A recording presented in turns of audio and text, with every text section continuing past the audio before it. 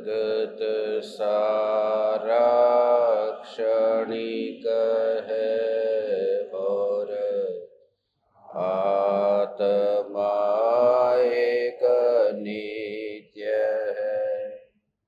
आत्मा का अनुभव बस एकमात्र नित्य है।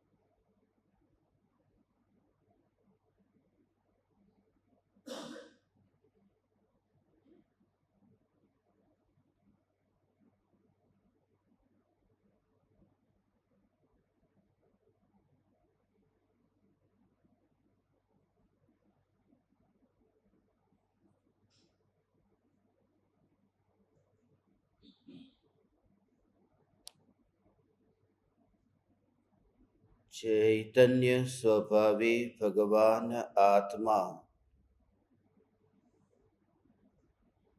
अनादि अनंत शुद्ध चैतन्य मात्र है। ज्ञान मात्र है। मैं शुद्ध चैतन्य मात्र, ज्ञान मात्र, भगवान आत्मा हूँ। प्रति समय यह जागृति बनी रहे। इस जागृति का नाम धर्म है। देह की प्रत्येक क्रिया के काल में और विकल्पों के बहते प्रवाह के काल में ज्ञानी को प्रति समय जागृति रहती है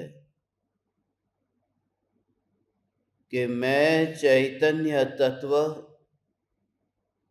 इस देह की किसी भी क्रिया में और विकल्पों के बहते प्रवाह में कहीं भी मिला नहीं हूँ। ऐसा शुद्ध चैतन्य तत्व मैं हूँ।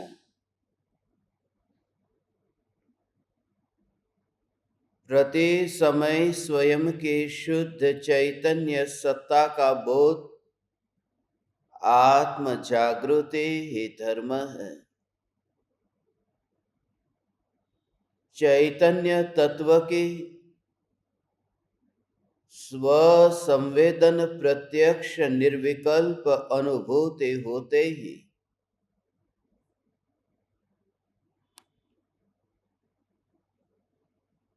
आत्मा में दो धारा चलती है। एक ज्ञान धारा और दूसरी कर्म धारा।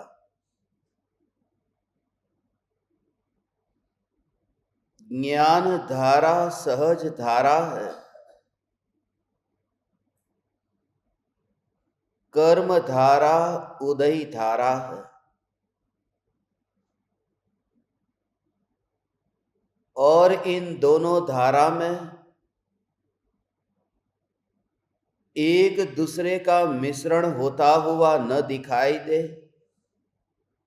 ज्ञान की जानन धारा अपने जानन स्वभाव के बाहर निकलती नहीं है। और उदय की धारा ज्ञान की धारा में आती नहीं है। ऐसे यथार्थ श्रद्धा जिनको हुई है, ऐसे सम्यक दृष्टि ज्ञानी धर्मात्मा का जीवन कैसा होता है, इस संबंध में 24 तीर्थंकरों के वैराग्य प्रसंग को आधार बनाकर के चर्चा चल रही है।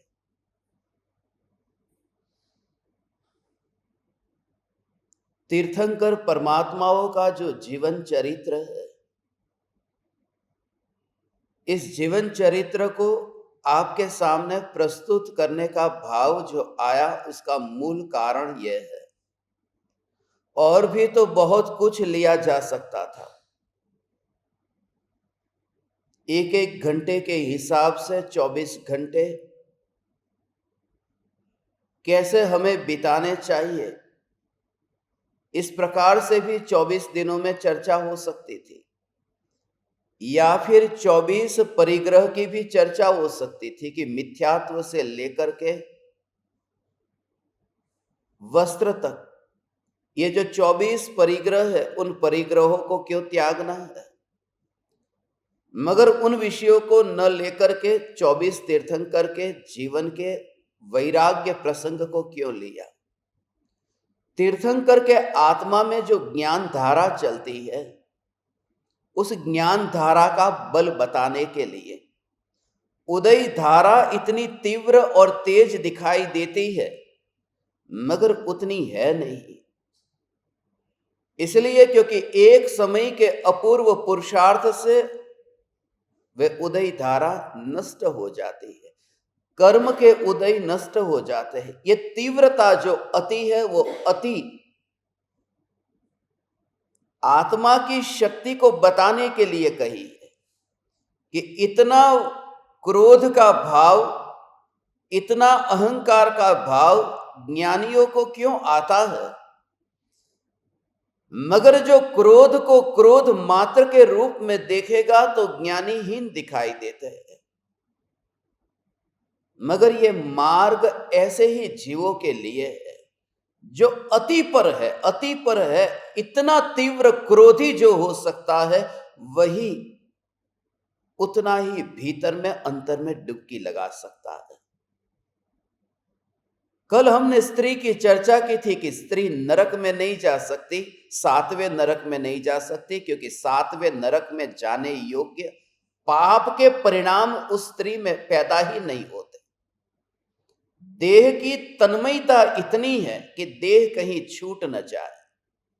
भय का भाव भी इतना भरा हुआ है कि स्त्री इतनी निर्भय होकर के लड़ ही नहीं सकती। अंदर में कहीं ना कहीं वह भय, कषाय ऐसा छुपा है कि वह नरक गति के योग्य वह उतना नीचा काम ही नहीं कर सकती। स्त्री आत्महत्या कम करती है, पुरुष ज्यादा करते हैं। दुनिया के आंकड़े को निकाल करके देखो तो स्त्रियों की संख्या बहुत कम है। स्त्रियां आत्महत्या करने की धमकी बहुत देती है, पुरुषों से ज्यादा करती नहीं है। वो देह की जो पकड़ इतनी है, आत्महत्या करने के लिए जोश चाहिए। और पाप जोश में होते हैं, होश में नहीं होते। पाप जोश में होते हैं, स्त्री में वह जोश नहीं है, इसलिए 7वें नरक में नहीं जा सकती। मरने मारने पर जो उतारू हो जाए, ऐसे जो कठोर परिणामी हैं, वे ही जीव 7वें नरक में जाते हैं। जो इतने कषाय भावों से भरे हो और उसमें भी सबसे अधिक परिग्रह को इकट्ठा करते ही जाना, परिग्रह को जोड़ते जाना। हमें लगता है कि स्त्रियां इतनी साड़ियां इकट्ठी करती है, इतना परिग्रह जोड़ती है, फिर भी स्त्री को 7वां नरक क्यों नहीं मिलता। वह परिग्रह कुछ भी नहीं है। 6 खंड की संपत्ति, बस स्त्री उतनी आगे तक नहीं जाएगी। वो साड़ियों में, गहने में वो उधर ही रह जाएगी। स्त्री इतनी फैलती नहीं है। स्त्री का चित्त ही है जो सिकुड़ा हुआ है। जो नजदीक में ही रहता है, वो ये देखती है कि पड़ोसन ने कौन सी साड़ी पहनी है। वो ये नहीं सोचती कि अमेरिका और जापान के बीच में युद्ध जो हो रहा है उसमें क्या होगा, वो बहुत दूर का हो गया। पुरुष टेलीविजन खोलकर बैठ जाते हैं कि यूक्रेन और रशिया के बीच में क्या हो रहा है, लाओ आज मैं देख लेता हूं। पुरुष को यह नहीं पड़ी कि किसने हाथ में घड़ी पहनी, सोना चांदी अंगूठी, पुरुष वो नहीं देखता। पुरुष दूर दूर का देखता है, और स्त्री इतना दूर का फैल ही नहीं पाती, इसलिए 6 खंड का जो परिग्रह वो विचार ही नहीं आता, वो पुरुष को ही आता है। पुरुष फैलता है। ये बात इसलिए बता रहा हूं कि जिसमें अधिक पाप करने का सामर्थ्य है वही अधिक धार्मिक हो सकता है। तो पापी को पापी देख करके नीचा मत देखो, उसमें ऐसी शक्ति भरी पड़ी है। और 24 तीर्थंकर इस बात का प्रमाण है, क्योंकि 24 के 24 तीर्थंकर वो जो राजमहल में रहे हैं, इतने भोगों को भोगा है, वो जो अति है, और वे उसी भव से मोक्ष में गए हैं। वो अति इस बात को बताता है कि वह सिर्फ अंदर में अंतर्मुख हो गए। आज 8वें तीर्थंकर का जीवन चरित्र हमें समझना है।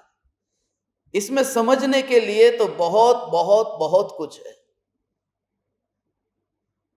क्योंकि चंद्र प्रभु भगवान 8वें तीर्थंकर है।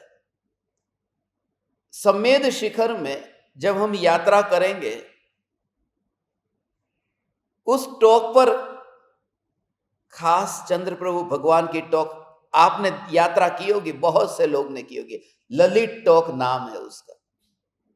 और वहां से पार्श्वनाथ भगवान का भी वहां पर मंदिर जो है वो दिखाई देता है। पार्श्वनाथ की टॉक दिखाई देती, वो सबसे ऊंची टॉक है।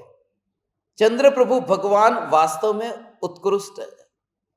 वैसे तो ये आकाश इतने तारों से भरा हुआ है, मगर चंद्र प्रभु भगवान उन तारों में ध्रुव का तारा है। इसलिए क्योंकि चंद्र प्रभु भगवान के जीवन की जो घटना है वैराग्य की, बच्चे भी ऐसी हरकत न करे, ऐसी हरकत चंद्र प्रभु भगवान पूर्व भव में करते हैं। बच्चे भी ऐसी लड़ाई न लड़े, चंद्र प्रभु भगवान ऐसी लड़ाई लड़ने चले जाते हैं। छोटी सी बात का इतना बड़ा बतंगड़ करने वाले आज लोकाग्र शिखर पर बैठे हैं। इसलिए ज्ञानियों को तुम हीन नीचा ऐसा मत समझना। चंद्र प्रभु भगवान के जीवन की जो घटना है, वैसे 7 भव है, उन 7 भवों को हमें समझना है। जो 7 भव है, ऐसे इसको देखेंगे कि मनुष्य से शुरू हुआ। मनुष्य देव, मनुष्य देव, मनुष्य देव और मनुष्य, कुल कितने भव है? 7। तो इसमें पुरुष, ये मनुष्य के जो भव हुए वो कितने भव है? मनुष्य के 4 भव मनुष्य के हैं। तो उसमें ये मनुष्य का भव, फिर ये देव होकर के फिर मनुष्य का भव, यह मनुष्य का भव, और ये 7वां मनुष्य का जो भव है वो चंद्र प्रभु भगवान का भव है, ये 7वां। और जो पहला भव है, वो पहला भव राजा का भव है। श्री वर्मा नाम के राजा थे और वहां उन्होंने सम्यक दर्शन पाया था। अब रहे बाकी बीच के जो 2 भव है। एक भव तो ऐसा कि जिस भव में उन्होंने तीर्थंकर प्रकृति बांधी, ये 5वां भव। और एक भव है ये जो तीसरा भव है। तीसरे भव में वो चक्रवर्ती के रूप में थे। तो इस तरह से सम्यक दर्शन का भव, चक्रवर्ती का भव, तीर्थंकर प्रकृति बांधी वह भव, और चंद्र प्रभु का भव। तो ये 4 भव वो मनुष्य के भव है। उनमें जो 3 भव में बीच में जो स्वर्ग में, क्योंकि तीर्थंकर का ऐसा ही होता है, वो पूर्व भव को आप देखोगे पार्श्वनाथ भगवान का, तो स्वर्ग में गए, फिर मनुष्य हुए, फिर स्वर्ग में गए, मनुष्य हुए, ऐसे ही वहां परिभ्रमण होता रहा। अब वे चक्रवर्ती के भव में, पूर्व भव में तो सम्यक दर्शन तो पा चुके, चक्रवर्ती का भव है। चक्रवर्ती के भव में उनके राज्य में एक छोटी सी घटना हुई, क्योंकि घटना बहुत लंबी है, बहुत ज्यादा है। मगर मुझे जो भाव बताना है आप परमात्माओं को कि वहां पर एक हाथी, जैसे हाथी को तालीम दी जाती है, ट्रेनिंग दी जाती है युद्ध में कैसे लड़ना है उसकी, तो वो ट्रेनिंग दी जा रही थी खाली। अब हाथी को आप जबरदस्ती करोगे ऐसा पैर कर, तो कोई एकाध हाथी तो ऐसी खोपड़ी वाला होगा कि जो सहन नहीं करेगा। तो वो देख रहे थे कि बाहर ये सब चल रहा है, हाथी को ट्रेनिंग दी जा रही। एक हाथी की खोपड़ी गई और उसने जो ट्रेनिंग देने वाला था, न आव देखा न ताव, सीधा ही उसे घसीट कर उसके ऊपर सीधा ही पैर रख दिया, उसे वहीं पर ही मार डाला। और इस बात का पता ये चक्रवर्ती को चला, अजीत सेन चक्रवर्ती को ये पता चला और उनको वैराग्य आया और उन्होंने चक्रवर्ती के भव में वहां पर दीक्षा ले ली। ये एक छोटी सी घटना है, इस घटना से उनके आत्मा में ऐसा वैराग्य आया।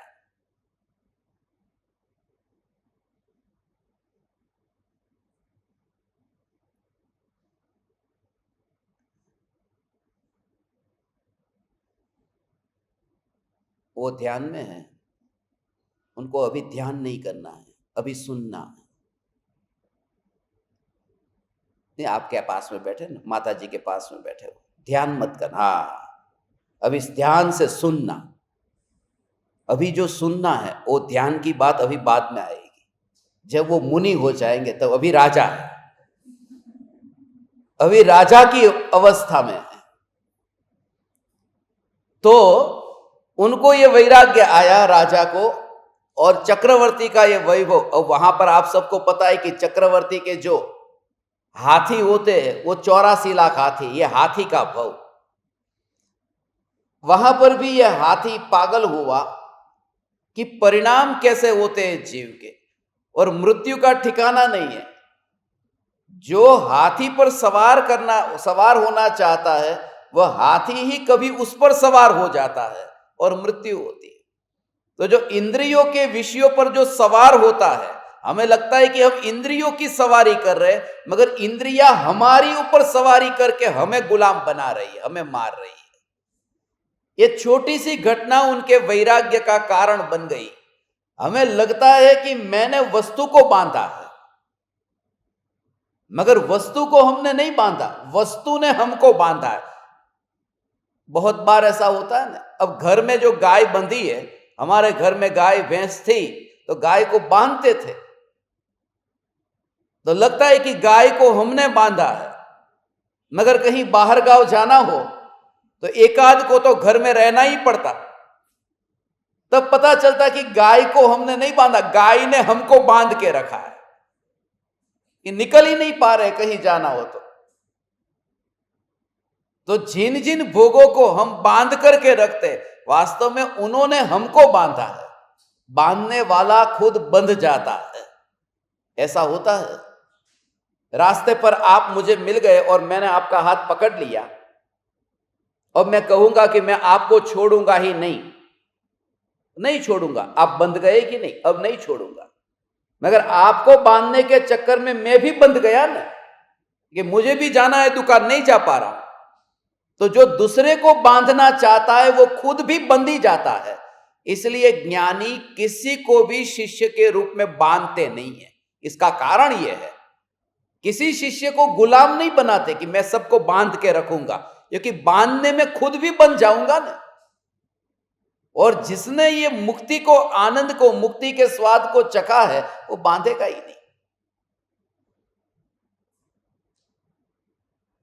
चक्रवर्ती के भव में वहां पर उनको वैराग्य आया, वहां पर मुनि हुए और स्वर्ग में, फिर वहां मरण करके स्वर्ग में देव हुए। ये तो आप सबको पता है कि चक्रवर्ती यदि चक्रवर्ती पद को छोड़ करके मरते हैं तो वो मोक्ष में जाते हैं अथवा स्वर्ग में ही जाते हैं, उनका कोई दूसरा भव नहीं होता।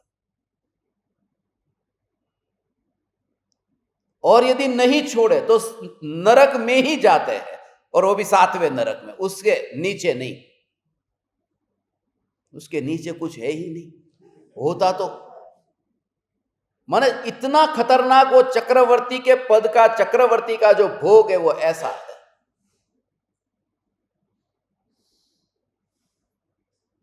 वहां से स्वर्ग में देव हुए, ये मनुष्य के भव में सम्यक दर्शन पाया, स्वर्ग में देव हुए, फिर यहाँ चक्रवर्ती हुए। यहाँ उस आदमी की मृत्यु को देख करके बांधना और बंधना, ये क्षण भंगुरता का बोध हुआ, और फिर दीक्षा ली, और फिर स्वर्ग में देव हुए, और फिर यहां पर असली बात, पद्मनाभ नाम के अब राजा हुए 5वें भव। ये पद्मनाभ नाम के राजा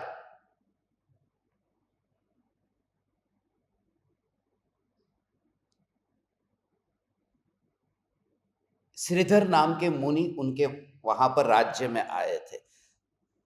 तो इस राजा ने उनको पूछा कि आप मेरे पूर्व भव के बारे में थोड़ी बहुत बातें बताओ, कि मैं पूर्व में कहाँ था, क्या था।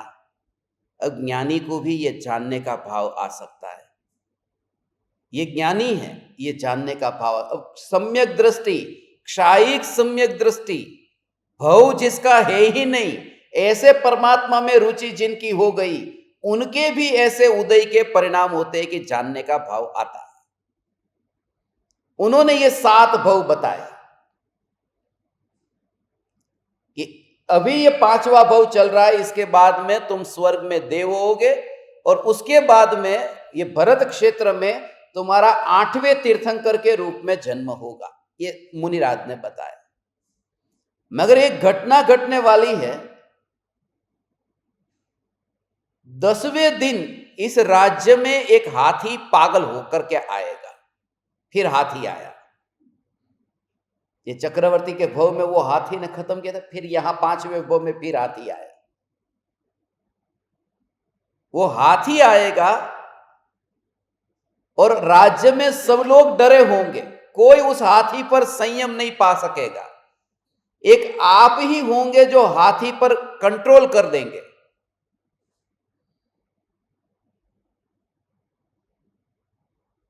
नौ दिन पूरे हुए और 10वां दिन आया, तो 10वें दिन में बाहर इतना कोलाहल चालू हो गया कि एक हाथी आया, हाथी आया, पागल हाथी आया।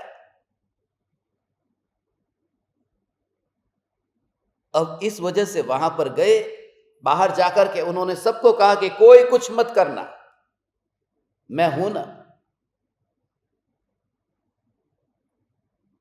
और उनको देख करके ही वो हाथी सहज शांत हो गया। ये कनेक्शन, ये पूर्व भव का कोई ऐसा कनेक्शन हो तो हाथी जैसा हाथी भी शांत हो जाता है, वो भी विरोध नहीं करता।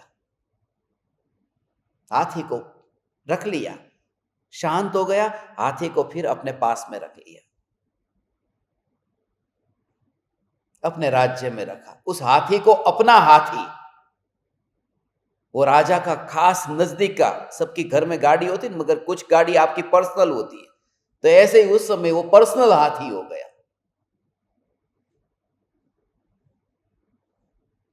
कहां कहां से कौन मिल जाता है, पागल होकर के आता है और शांत हो जाता है। थोड़े दिन के बाद में एक राजा, पृथ्वीपाल नाम के राजा थे, उनका राजदूत आया, और उस राजदूत ने, सभा भरी हुई थी, पद्मनाभ की ये सभा के अंदर सब बैठे हैं, और उन्होंने, वो राजदूत ने आकर के कहा कि आपके पास में जो हाथी आया है ना, वो हमारा हाथी है। हमारा माने वो राजा का, पृथ्वीपाल नाम के राजा का हाथी है। और मैं राजा की ओर से राजदूत होकर के ये समाचार लाया हूं कि हमारा हाथी हमें वापस करो, सीधी तरह से, कोई मोर्चा मोर्चा नहीं निकाला, हमारी मांगे पूरी करो, हमारा हाथी वापस लौटा, ऐसा नहीं।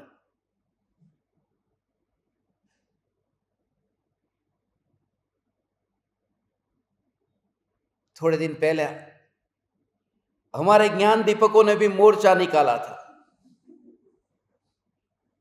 आप चौंक जाओगे यदि वो मोर्चा यदि सुनोगे तो। ऐसा मोर्चा आपने जीवन में कभी नहीं सुना होगा। सुना दो इनको वो मोर्चा, खाली इनको सुना देता हूं। मोर्चा कैसा होता है कि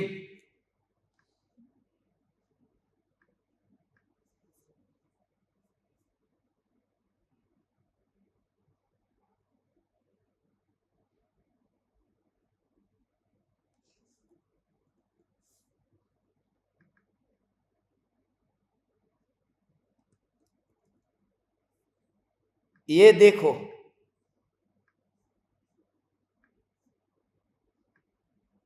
ये है, अपनी चर्चा हुई थी ना ज्ञान की पर्याय पर,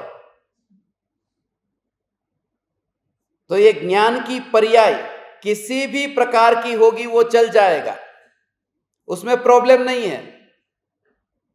ज्ञान की पर्याय किस ज्ञेय को जानती है, किस आकार रूप परिणमित होती है, वो सब चल जाएगा, मगर ज्ञान की पर्याय में वो राग का विकल्प नहीं चलेगा, बिल्कुल नहीं चलेगा। ऐसा मोर्चा निकाला था, आप भी जुड़ना हो तो जुड़ जाओ।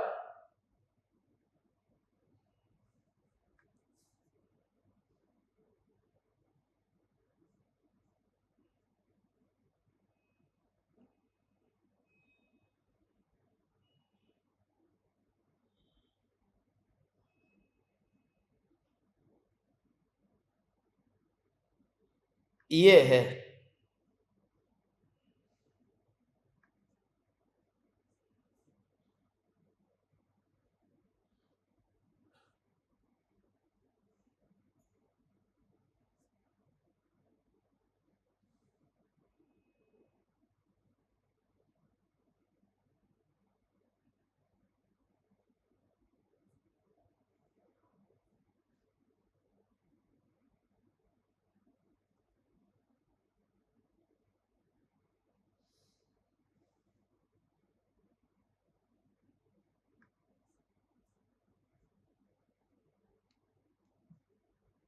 ज्ञान की पर्याय कैसी भी हो सब चल जाएगी, मगर राग का विकल्प नहीं चलेगा।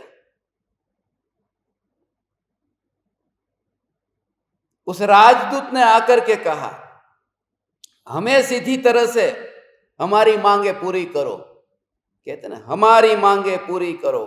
कोई कहता है हमारी मांगे सिंदूर से भर दो।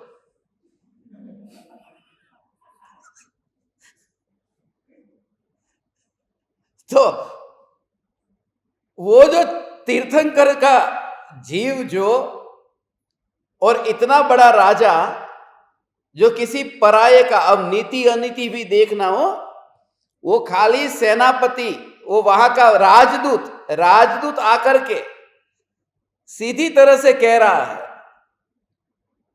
कि हमें हमारा हाथी वापस लौटा दो।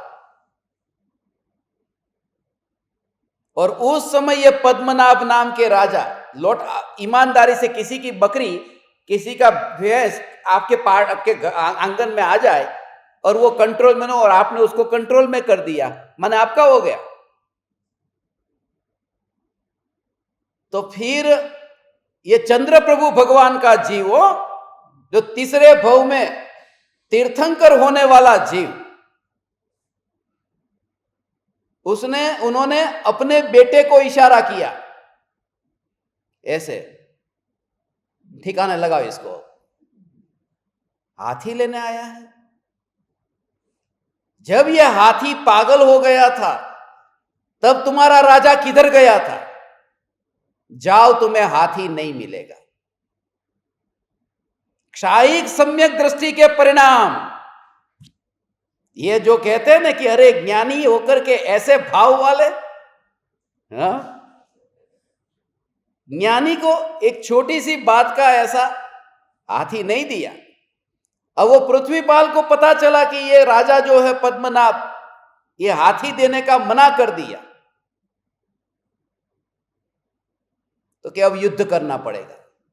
उसने युद्ध के लिए ललकारा कि यदि पद्मनाभ हाथी वापस नहीं करेंगे तो हम युद्ध करेंगे। पूरी सेना, अब हजारों लोगों को तैयार किया, और पद्मनाभ को पता चला वो युद्ध के लिए ललकारता है। बोले मैं भी तैयार हूं, चल कर पूरी सेना तैयार, हम युद्ध करने जाएंगे। और वनकेली नाम के उस हाथी का नाम वनकेली, उस हाथी को तैयार किया कि हाथी को तैयार करो, हाथी को क्या पड़ी है। बहुत सी बार ऐसा होता है ना, जानवर को भी तैयार करके लोग उसके ऊपर बैठते हैं। अब आपने कितने का डायमंड उसके ऊपर लगाया है, उसको क्या लेना देना। उसके ऊपर तो बोझ कितना है वो देखता है, डायमंड कितना है वो नहीं देखता। युद्ध चालू हुआ दोनों के बीच में, इतनी हिंसा, इतनी हत्या एक हाथी की वजह से।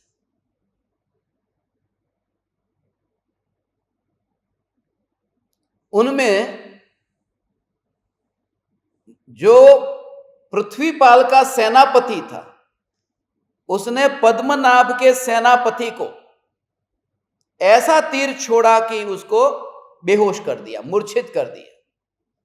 मूर्छित कर दिया तो उस जमाने में ऐसा होता था कि जब ऐसा कोई मूर्छित हो जाए कि भाई थोड़ी देर के लिए ब्रेक रखो।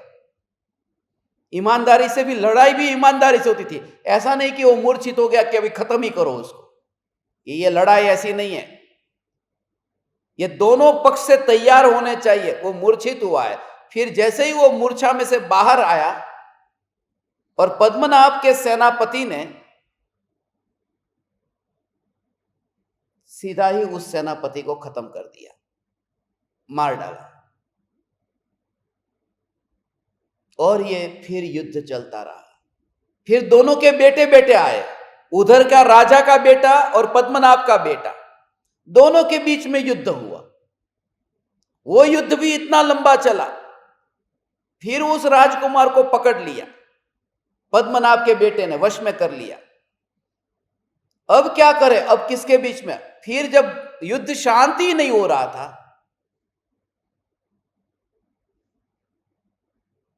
तब दोनों ही ऐसे राजा राजा उतर आए। और जो पृथ्वीपाल था राजा, उसके साथ में लड़ाई करते हुए तो पृथ्वीपाल का जो सिर था उसको ऐसे काटा और भाले के अंदर घुसा दिया, फंसा कर भाले के अंदर सिर फंसा दिया,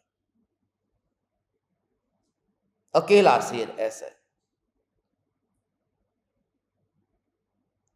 और फिर ये पृथ्वीपाल का सिर देखो ऐसे।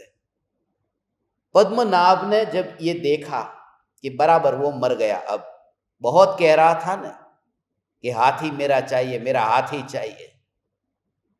अब तो ये हाथी मेरा हो गया, वनकेली नाम का। शायिक सम्यक दृष्टि, ऐसा भाले के अंदर पंचेंद्रिय मनुष्य, और वो भी बात सिर्फ एक हाथी की थी। तब उनको यह विचार आया कि पूर्व के पूर्व भव में, अभी तो 5वां भव है ना, तीसरे भव में क्या थे? चक्रवर्ती। चक्रवर्ती के भव में 84 लाख हाथी थे, और 84 लाख हाथी में भी मुझे सुख नहीं मिला था। और ये एक हाथी के लिए किसी का सिर काटा और उसको भाले में डाला, ये क्या? और न जाने कितने मनुष्य मरे, सेना तो मरी कितनी एक हाथी के लिए।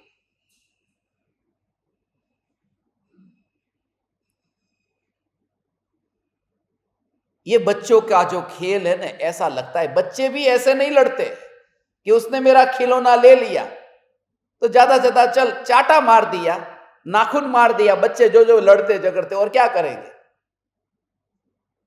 और भूल भी गए। मगर पंचेंद्रिय का एक छोटी सी बात के लिए, मगर जो छोटी सी बात का बतंगड़ कर सकता है, वही उस भव में इतना परिवर्तन कर सकता है कि तात्कालिक फिर उनको वैराग्य आया। सीधे ही फिर उन्होंने मुनि धर्म अंगीकार कर लिया।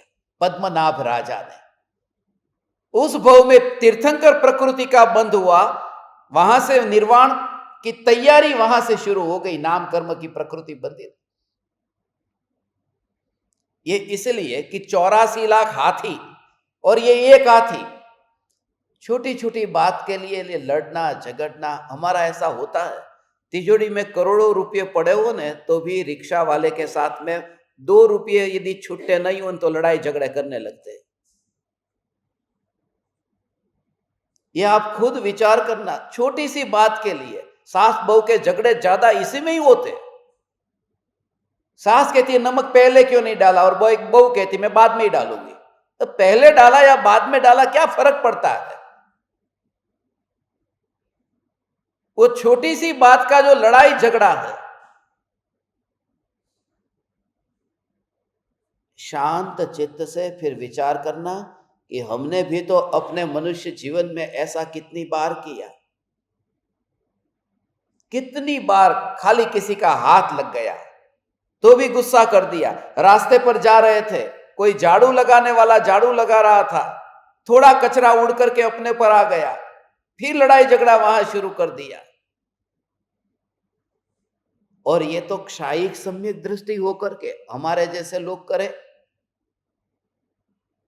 इससे एक बात ये समझना, जो मैंने शुरुआत जहां से की, कि उदय की धारा अलग है और ज्ञान की धारा अलग है, तो भी उनका सम्यक दर्शन नहीं छूटता है। इतने विकार के भाव होने पर भी सम्यक दर्शन नहीं छूटता। एक हाथी के लिए लड़ाई लड़ने वाले राजा और एक हाथी के लिए, ओ, उस हाथी ने भी पाया, आत्मा को पाया। उस हाथी ने जब चक्रवर्ती मुनि दीक्षा अंगीकार की तो उनके पास में रह करके उस हाथी ने उनका बोध सुना है कि जिसके इतना वो जो वर्णन आता है हाथी का, इतना उदासीन हाथी कि मेरे निमित्त से न जाने ये दो मनुष्य के बीच में क्या विवाद हो गया। ये विवाद की जड़ तो मैं हूं। ये मेरा जो शरीर का बल है, इस वजह से तो मैं यदि दुर्बल निर्बल होता तो कौन रखता हूं। मैं इतना शक्तिशाली, इतना सुंदर, ऐसा वन के लिए, इस वजह से तो ये राजा भी चाहता है, वो भी चाहता है। तो उस हाथी ने देखा कि ये जो शक्ति, ये सौंदर्य, ये इतना क्षणभंगुर है। इस क्षणभंगुर के लिए क्या लड़ना। जब दोनों को, उनको वैराग्य आया ना, जब उनको वैराग्य आया है, पद्मनाभ को, राजा को, कि ये हाथी में क्या है। ऐसे हाथी तो 84 लाख थे पहले। तो हाथी को खुद को ऐसा लगा, ऐसे हाथी पूर्व में ऐसे हो गए हैं, तो मैं जिस शरीर के अंदर अपनापन करता हूं, इस शरीर में क्या रखा है। उस विचार से उस हाथी ने अपने आत्मा को पहचाना। हे ज्ञान दीपक, ये तो वहां के भव की बात हुई। अब जो असली बात चंद्र प्रभु भगवान के भव में वो आए। ये उदय ज्ञान धारा, उदय धारा, ज्ञान धारा, उदय धारा, ये चलती रहती। अहमिंद्र हुए, वैजयंत नाम के स्वर्ग में 33 सागरोपम वर्ष का आयुष्य भोगा। फिर वहां से ये जो मनुष्य भव में आए, चंद्रपुरी नगरी है। चंद्रपुरी नगरी माने वो काशी ही है। कल हमने बात की थी ना, सब तीर्थंकर उत्तर भारत में हुए। ये नेमिनाथ भगवान को छोड़कर उत्तर भारत और ये झारखंड, बिहार, वो भी काशी था। चंद्रपुरी माने काशी। वहां के राजा के रूप में वहां जन्म हुआ। वहां भी उन्होंने फिर राज्य वगैरह भोगा। फिर यहां वैराग्य आया। वैराग्य का जो एक कारण तो ये था, फिर हाथी आया। ओ हो,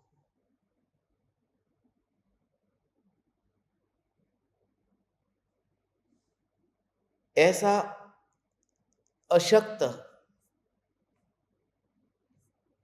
हाथी, उसको देख करके सब क्षण भंगुर है, सब क्षण भंगुर है, सब क्षण भंगुर है। उनको पूर्व भव का स्मरण भी हुआ। स्वर्ग के देव, उनमें से जैसे जैसे आयुष्य घटता गया, 10 लाख पूर्व वर्ष का आयुष्य उनका था। 2.5 लाख पूर्व वर्ष बाकी था। 7.5 लाख पूर्व वर्ष पूरा हुआ और तब फिर स्वर्ग के देव, पूर्व भव का हाथी की कहानियां तो उनको याद ही है, मगर वो पूर्व का जो देव है एक ब्राह्मण का रूप लेकर आया। ऐसा किस तीर्थंकर के वैराग्य प्रसंग में हुआ था? कि जो देव का रूप देव था, वो देव मगर होकर के आया था। वो तो कल लिया ना, मगर कब आया था? कल ही तो आया था। कल कहा था ना, मगरमच्छ आया, वो उसके अंदर वो नीचे से, नाव के नीचे से फिर आगे की ओर गया। हाँ, अच्छा हुआ मुझे याद दिलाया। अब सातों वैराग्य प्रसंग को कौन बताएगा पहले से? चलो, आदिनाथ भगवान को वैराग्य आया किससे? नीलांजना के मृत्यु कारण बनी, ये एक बात।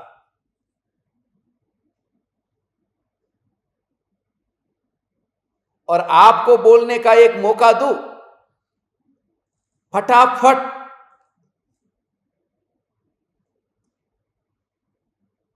कौन बताएगा ये सात में? पहले तो नीलांजना की मृत्यु, दूसरा आकाश में से तारे का गिरना खिरना, ये दूसरे अजितनाथ भगवान के वैराग्य का कारण आकाश से तारे का खिर जाना, क्षणभंगुरता का बोध। तीसरे संभवनाथ भगवान के जीवन में क्या? बादल में महल का बनना और फिर बिखर जाना, तीसरे। चौथे में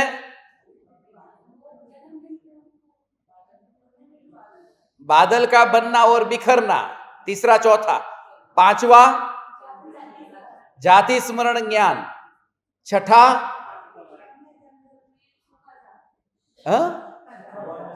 वन में पीले वृक्ष को देखना, सूखा वृक्ष देखना।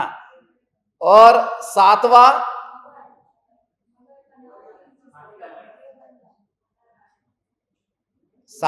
कल।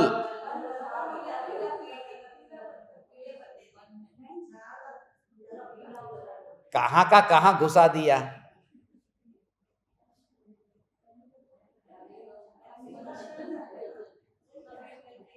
कौन? एक एक कोई बोलेंगे, एक बोलो, बोलो बोलो, कौन बोलेंगे?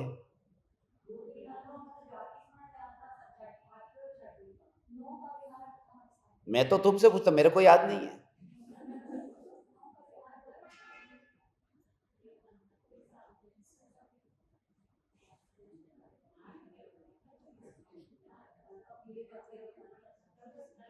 ये देखो, यहां पर कोई बोलते हैं, उनको पूछ लेता हूं।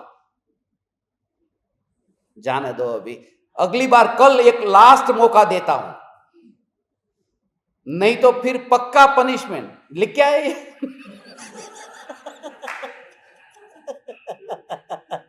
लिखा है ना बस तो।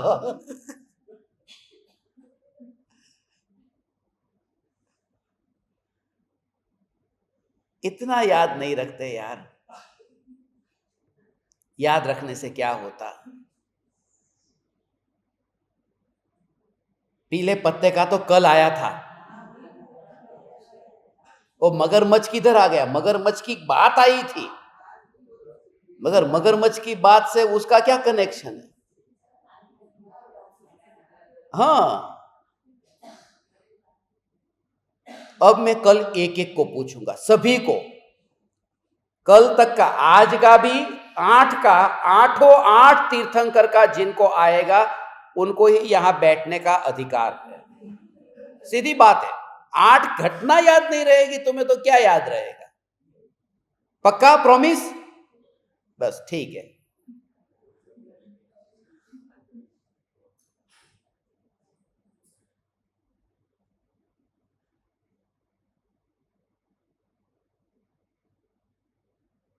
અત્યારે મને મારા મુંબઈના વિદ્યાર્થી યાદ આવે. હજી તો હું સુધરી ગયો, નહીં તો પહેલા તો 200 વાર લખવાનું કહેતો હતો.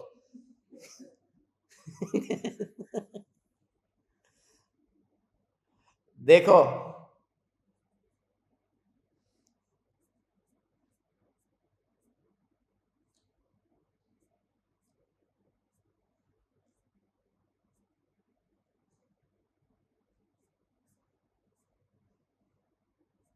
यहां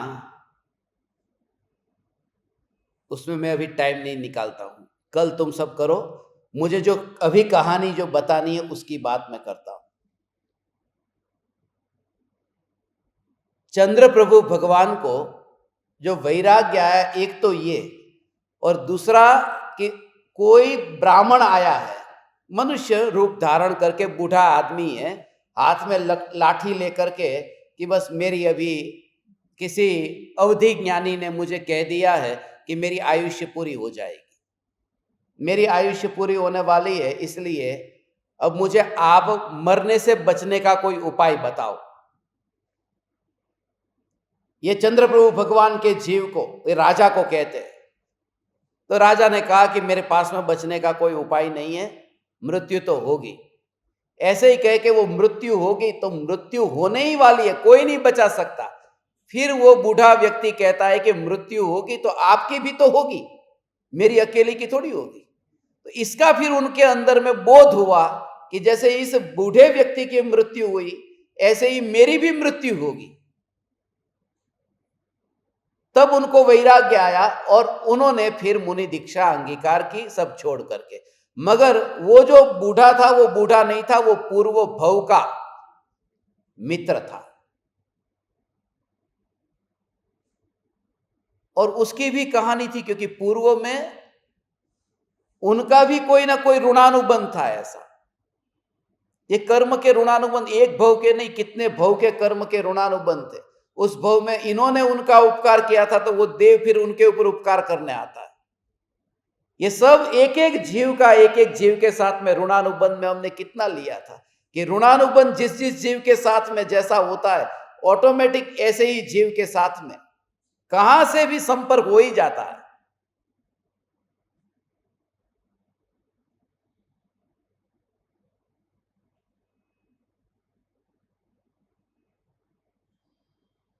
और दूसरा उत्तर पुराण में एक दूसरा प्रसंग है, तो आपको 8वें तीर्थंकर में 2 याद रखना है। एक तो ये कि बूढ़ा आदमी आया है, उसने कहा कि मेरा बुढ़ापा आया और मैं मरने वाला हूं, क्योंकि मुझे किसी अवधि ज्ञानी ने कह दिया।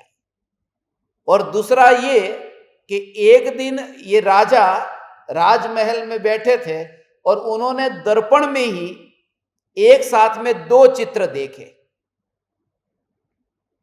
2 मुख। एक दर्पण में ही एक तो चित्र देखा राजा का और दूसरा चित्र देखा मुनि का। वो जो चक्रवर्ती के भव का स्मरण हुआ, पूर्व भव का स्मरण की, पहले शुरुआत में वे राजा थे और बाद में मुनि। ये जो मूर्ति है ना, श्वेतांबर मूर्ति में क्या है कि वो मुकुट वगैरह पहनाया हुआ है, तो वो राजा की मूर्ति है कि राजा जो थे तो राजा मुकुट पहनते थे, आभूषण पहनते थे। और दिगंबर प्रतिमा में ऐसा है कि जब उन्होंने त्याग कर दिया उसके बाद में वे भगवान ऐसे थे, बिफोर आफ्टर। तो वो जो देखा उन्होंने कि दर्पण में दोनों रूप दिखाई दिए, कि कभी ऐसा राजा और कभी मुनि, और राजा दुखी है और ये मुनि आनंद में है। तो वास्तव में अभी भी जो ये मैं कर रहा हूं ये गलत जगह पर हूं, इसलिए यहां इस जगह से हटना चाहिए। और फिर उनको चिंतन करते करते वैराग्य आया। ये कहानी है, दोनों कहानी। मगर चंद्र प्रभु भगवान का जो मूल भाव मुझे तो यही आता है कि जो चैतन्य चांद की पूर्णिमा है, उसके आश्रय के बिना कभी भीतर में मुनि धर्म अंगीकार हो ही नहीं सकता। ये तो बहिर्दृष्टि वाले जीवों को ये बाहर की घटना बता करके उनको प्रेरणा दी है, वास्तव में वहां पर कुछ भी प्रभावित होने जैसा नहीं है। अंदर में चैतन्य परमात्मा का ऐसा अहोभाव, अंतर में ऐसा अहोभाव आया। धारा तो चली रही थी, ये युद्ध के काल में, ये राज सिंहासन पर बैठे हैं उस काल में, अंदर में ज्ञान की धारा तो चली रही है। रंच मात्र भी परिणामों की फिक्र किए बिना, कहे ना तू परिणाम का विचार कर, तेरे परिणाम कैसे है, सुधर रहे हैं बिगड़ रहे हैं, तेरे परिणाम का थोड़ा विचार तो कर। कैसे कैसे भाव तुझे आ जाते हैं, कैसे कैसे भाव आ जाते हैं। ऐसा करते करते करते तुम्हें इतना बोझ डाल दिया, तेरे भाव कैसे कैसे आते तू सोचने। अरे तुझे मांस खाने का, तुझे शराब पीने का, तुझे कैसे कैसे भाव आ गए, कैसे कैसे भाव आ गए। मगर वहां अटकना नहीं था भगवान। वो भाव आ गए मगर तू ध्रुव है, ये सत्ता पर जोर दे ना तू। ये तो तेरा पहले भी तेरा हो चुका है। जो पहले भी तू करके आ गया है अनंत बार, जो नहीं किया है वह बात है। ऐसा जो कभी नहीं हुआ, वो ध्रुव चैतन्य का जो अहोभाव। इसलिए कहानियों में मुझे तो अच्छा नहीं लगता।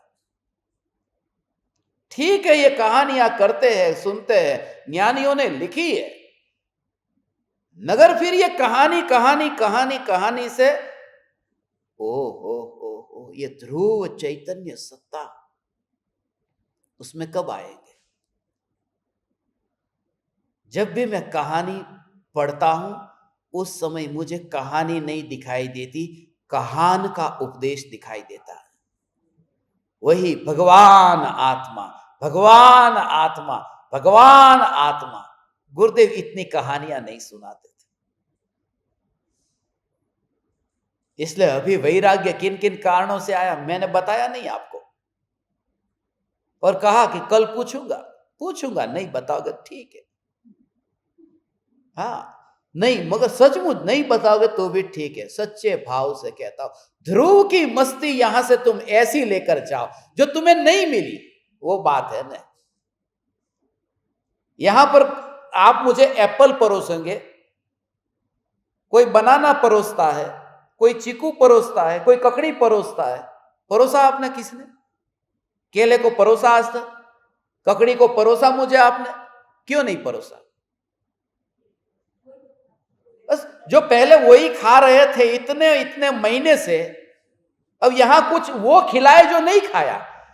तो तुम कहानी कहानी कहानी कहानी खा करके आए हो, अब मैं ऐसा खिलाऊं जो तुमने कभी नहीं खाया।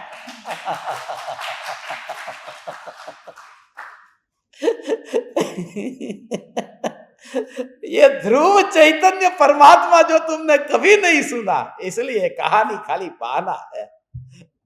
भगवान, अभी सत्संग तो शुरू हो रहा है, 5 मिनट की देरी है। चैतन्य चांद की पूर्णिमा, ये चंद्र प्रभु भगवान का जीव। अभी कृपालु देव का कनेक्शन तो राजचंद, ये जिनके नाम में चंद है और चंद्र प्रभु, हमने भी यहां चंद्र प्रभु भगवान की प्रतिष्ठा की न।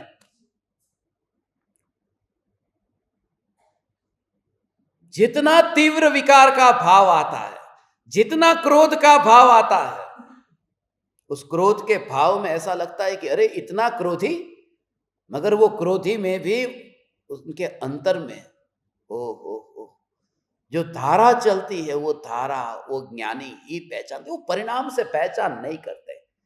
ऐसा हो तुम जैसे मिलने आए ने, ऐसे तुम मुझे मिलने आए। यहाँ प्रवचन हॉल में कोई आया तो तुम सरकारी बस से आए કે પછી તમે આવી રીતે ટ્રેનમાં આવ્યા કે પછી તમે વિમાનમાં આવ્યા કે પછી તમે ઓલો डब्बाમાં આવ્या भावनगरना? हाँ डब्बा, एक डिब्बा आता है यहाँ से, वो डिब्बा आता है, उसको डिब्बा कहते हैं।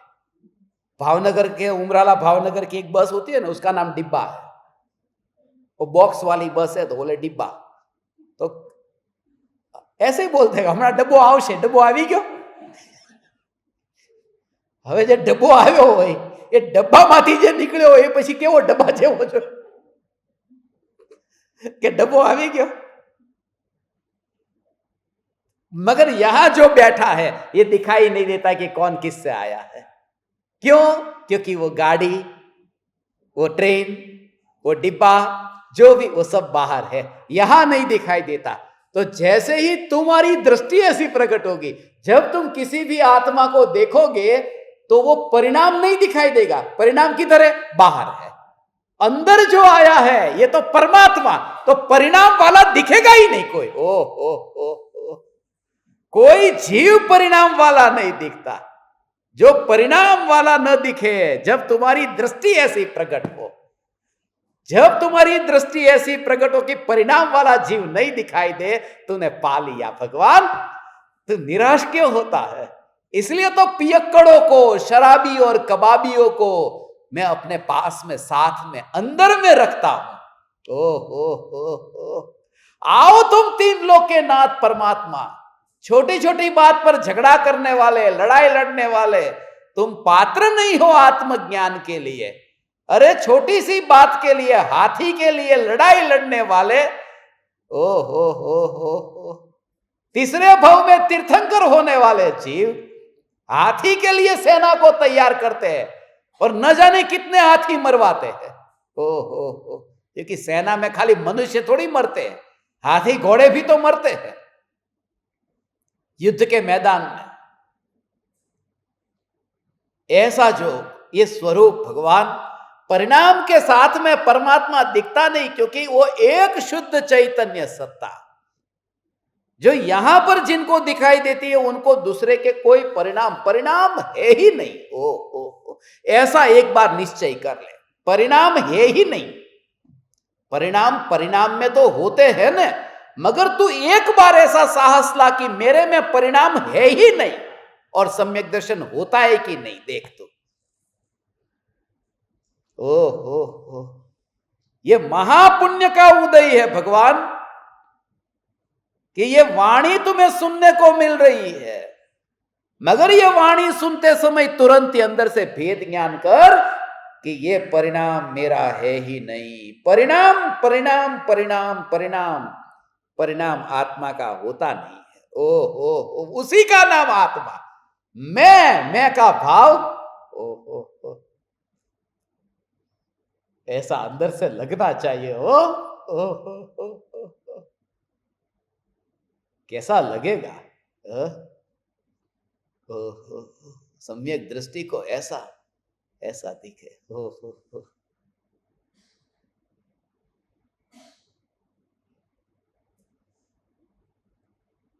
परिणाम ज्ञान में जानने में आने पर भी परिणाम की ओर जिनकी दृष्टि नहीं जाती, ज्ञान में प्रतिबिंबित हुए मगर उनकी ओर दृष्टि नहीं जाती, और ध्रुव न्यायक ही दृष्टि में है।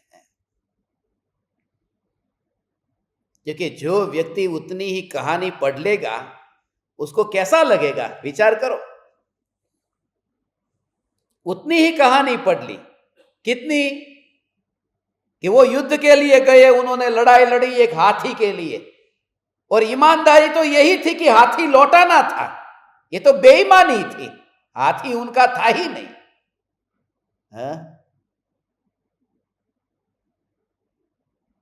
किसी की गाड़ी कंट्रोल में नहीं रहे और ऐसी टर्न हो जाए और आपके आंगन के अंदर, आपके कैंपस में आ जाए, इसका मतलब कि अब आपकी, ये ऐसा ही हुआ कि हाथी कंट्रोल में नहीं रहा और उनके राज्य में चला गया, वो कहते हैं मेरा। और ऐसे प्रकार के परिणाम जो हमारे साधारण गृहस्थ में नहीं होते। गृहस्थ तो ऐसा कि ले भाई तेरा हाथी तेरे घर पर देने के लिए वापिस आया हूं, ऐसा जीव एकत्व करके निगोद में जाता है। और हाथी के लिए लड़ने वाले वो तीसरे भव में तो निर्वाण पाते हैं। इसलिए तो ये धर्म लोगों को समझ में नहीं आता। ये धर्म पर प्रवचन है कि लड़ाई झगड़ा कराने वाला? ऐसे ही हो, ऐसे ही। ओहो, एक पत्नी को नहीं भोगेगा, उसकी प्रतिज्ञा लेकर बैठ गया कि एक पत्नी को नहीं भोगूंगा, वो भी 80 साल की उम्र में। तब प्रतिज्ञा लेके बैठा कि मैं अब पत्नी को नहीं भोगूंगा, और वो निगोद में गया। और 96,000 रानी को भोगने वाले कोई सोच नहीं सकता कि ये क्या है। जो पवन अंजय के पीछे, अंजना के पीछे दीवाने हो गए, ऐसे पवन अंजय तद्भव मोक्षगामी। कैसे ये होता है? एक ही कारण से, हे चैतन्य परमात्मा, परिणाम की फिकर छोड़, परिणाम की फिकर छोड़। जो आत्मा है, जो न्यायक है, न्यायक उसे कहना जिसका परिणाम होता ही नहीं है। ओ न्यायक की व्याख्या क्या है? न्यायक किसे कहते हैं? आपको यूनिवर्सिटी में यदि पूछा जाए न्यायक किसे कहते हैं, न्यायक उसे कहते हैं कि जिसके परिणाम होते ही नहीं है, उसका नाम न्यायक हो। जीव के परिणाम होते हैं, 5 परिणाम है। जीव के परिणाम होते हैं, औपशमिक, क्षायिक, क्षायोपशमिक। जीव के परिणाम होते हैं, पारिणामिक भाव, वो परिणाम ही तो है। जीवत्व, भव्यत्व, अभव्यत्व, जीव के परिणाम होते हैं। आत्मा के परिणाम होते हैं, बहिरात्मा, अंतरात्मा, परमात्मा। मगर न्यायक का परिणाम नहीं होता है। न्यायक किसे कहते हैं? जिसका परिणाम नहीं होता है उसे न्यायक कहते हैं। ओहो, और मैं जीव नहीं हूं, वो बाल पोथी में पढ़ा था, हूं जीव छू मारा मा ज्ञान छे, वो बच्चा था। अब तो निर्वाण की तैयारी आ गई भगवान। अब बुढ़ापा आया, अब नहीं समझोगे तो कब समझोगे? मैं कौन हूं? न्यायक हूं। न्यायक हूं। न्यायक अर्थात, हाँ, क्या कहा? बस बराबर। बहुत अच्छा जवाब दिया, बहुत अच्छा, बिल्कुल बहुत अच्छा जवाब दिया। किसने दिया?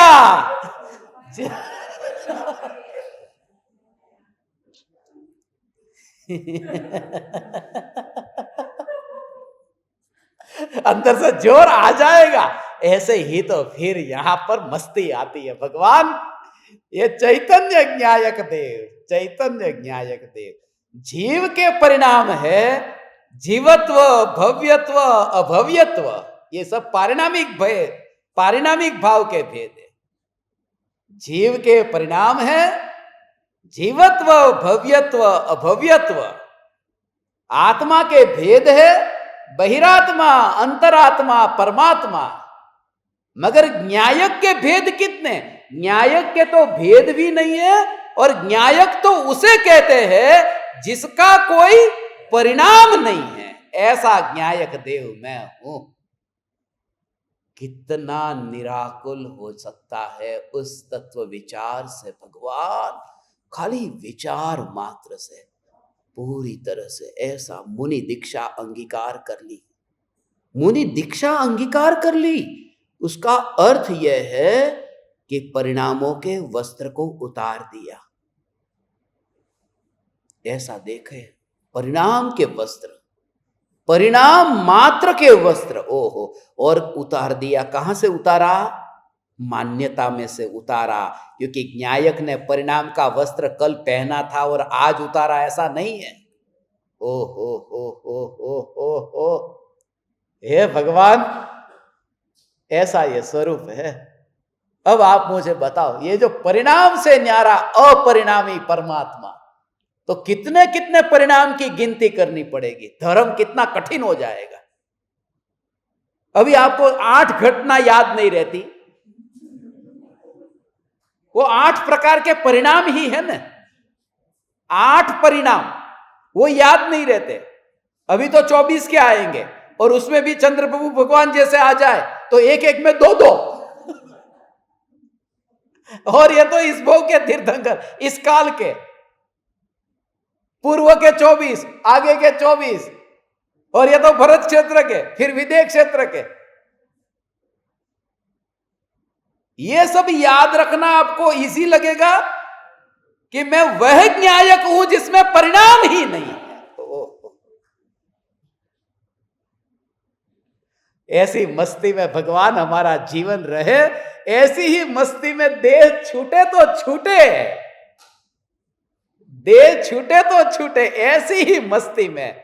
इस मस्ती के लिए, इस मस्ती के लिए तुम्हें घर से निकलना पड़ेगा, पड़ेगा और पड़ेगा, पड़ेगा। इसके लिए, क्योंकि उस माहौल में रह करके वहां पर दिन रात वही वही वही वही। ये तो आधा घंटा 1 घंटा सुन लिया तुमने भगवान, मगर फिर वही झंझट चालू हो जाएगी। इसलिए ये तो बार बार रिमाइंडर मिलना चाहिए। जैसे ही भूले कि तुरंत ही याद आ जाए। हो, इसलिए तो सब कल्याण मित्र का कार्य करें, एक दूसरे साधक। बस आज करेंगे, आज के दिन कोई एक दूसरे के ऊपर गुस्सा नहीं करेगा, कोई भी।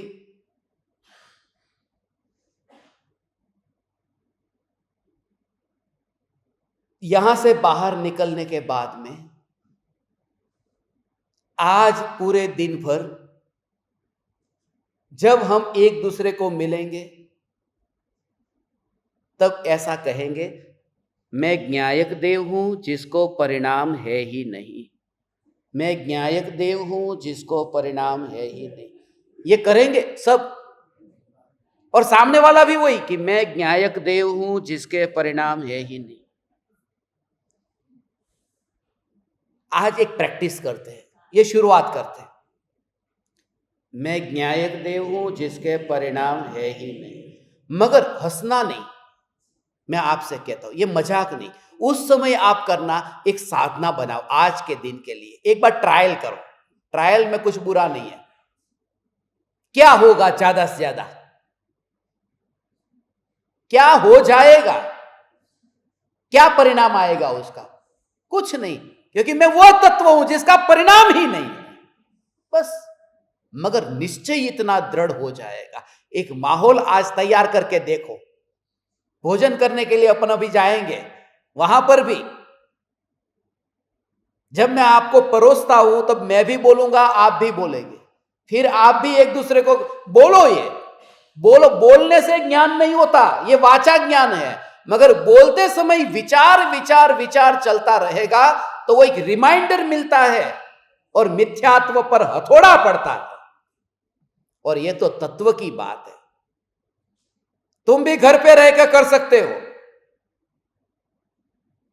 खाली हस्बैंड के साथ में, वाइफ के साथ में, इच्छा हो उनकी तो ही, नहीं तो वो समझे क्या गया लगा के रखा है।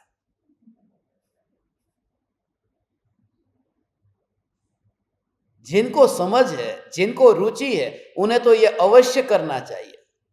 मैं ज्ञायक हूं, मैं ज्ञायक देव हूं, मैं ज्ञायक हूं जिसका परिणाम है ही नहीं।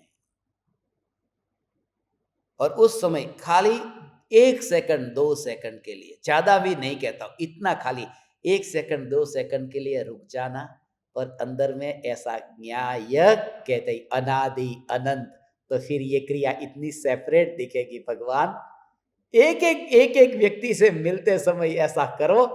आज प्रयोग करते हैं और फिर आज शाम को फिर आपसे मैं पूछूंगा क्या हुआ। चैतन्यमय हो जाएंगे। बस चलो हम चलते हैं 11 नंबर की बस से। 11:11 हो गई। मेरी 11 नंबर, तुम्हारी 11 नंबर, दोनों विदा होते हैं। आप समस्त ज्ञान दीपकों को मेरे हृदय के अंतःकरण से प्रणाम करता हूं। भगवान, मैं ज्ञायक देव हूं जिसका परिणाम है ही नहीं, जिसका परिणाम है ही नहीं, जिसका परिणाम है ही नहीं।